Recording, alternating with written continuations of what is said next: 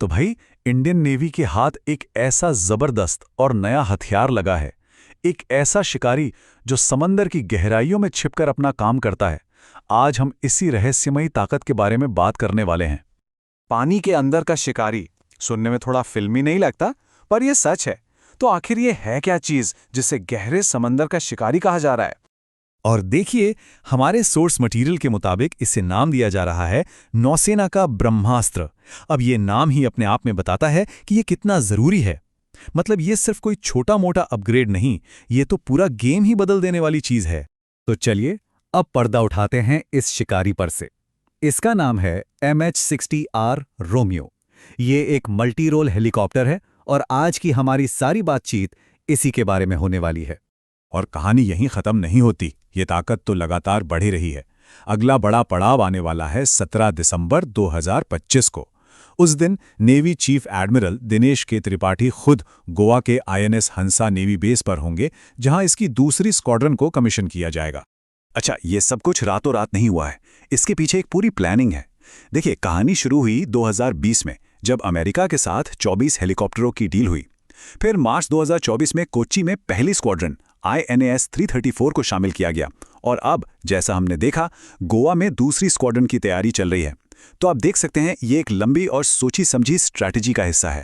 सवाल यह है कि आखिर इस हेलीकॉप्टर में ऐसा क्या है जो इसे इतना खतरनाक शिकारी बनाता है? क्या हैं इसकी खास ताकतें? तो देखिए, इसकी 4 सबसे बड़ी खासियतें हैं जो इसे इतना स्पेशल बनाती हैं। पहली बात, इसके पास है मॉडर्न सोनार सिस्टम। मतलब ये पानी के नीचे छिपी पनडुब्बियों को भी ढूंढ निकालता है। दूसरी बात, ये सिर्फ ढूंढता नहीं, हमला भी करता है। ये टॉर्पीडो और मिसाइलों से लैस है। तीसरी चीज, ये एक बेहतरीन जासूस भी है और बचाव अभियानों में भी काम आता है। और चौथी और शायद सबसे जरूरी बात, ये अपनी रक्षा खुद कर सकता है। अगर दुश्मन मिसाइल दागे तो ये चैफ और फ्लेयर्स छोड़कर उसे चकमा दे देता है और मिसाइल अपने रास्ते से भटक जाती है। चलिए अब जरा इसकी टेक्निकल बातों से हटकर ये समझते हैं कि ये हेलीकॉप्टर इंडियन नेवी के लिए इतना जरूरी क्यों है। इसका असली स्ट्रेटेजिक इम्पैक्ट क्या है?